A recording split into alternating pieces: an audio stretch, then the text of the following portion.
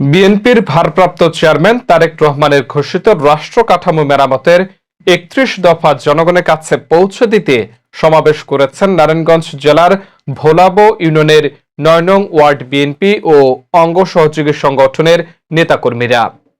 রবিবার বিকালে ৯ নং ওয়ার্ডের গুতুলিয়া ঈদগার মাঠে আয়োজিত সমাবেশে উপস্থিত ছিলেন নারায়ণগঞ্জ জেলা যুবদলের সাবেক সহসভাপতি আমিরুল ইসলাম ইমন, জেলা ছাত্রদলের সাবেক ১ নং সহসভাপতি আবু মোহাম্মদ মাসুম, জেলা ছাত্রদলের সাবেক সিনিয়র সহসভাপতি সুলতান মাহমুদ, নারায়ণগঞ্জ জেলা জিয়া পরিষদের সাধারণ সম্পাদক কামরুল ইসলাম কামাল, ভোলাবো ইউনিয়নের ৯ নং ওয়ার্ডের সভাপতি গোলাম কিবরিয়া ভুঁইয়া, কামরুল ইসলাম, এবাদুল সরকার, সেলিম মোল্লাহ সহ অনেকে।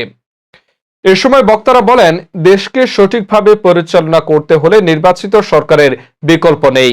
ইতিমধ্যে রাষ্ট্র কিভাবে সংস্কার হবে, কিভাবে উন্নয়নের রোল মডেল হবে তার ৩১ দফা কাঠামো ঘোষণা করেছেন বিএনপির ভারপ্রাপ্ত চেয়ারম্যান তারেক রহমান।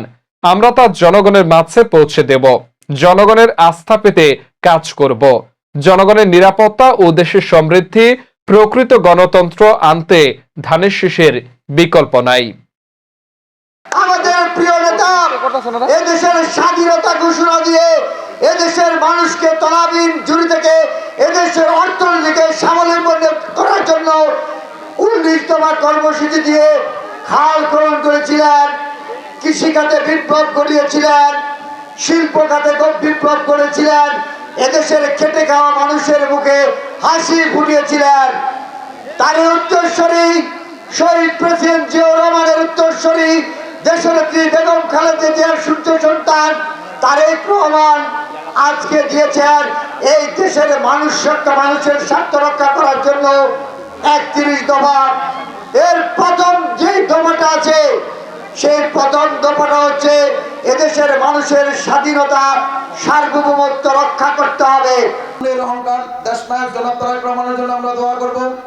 উনি আমাদের জন্য, আমাদের বাংলাদেশকে সুন্দরভাবে সুনির্মাণের জন্য যে ৩১ দফা দিয়েছেন, এই আমরা ৩১ দফা সবাই জানবো এবং এটা নিয়ে আমরা সবাই পড়ব।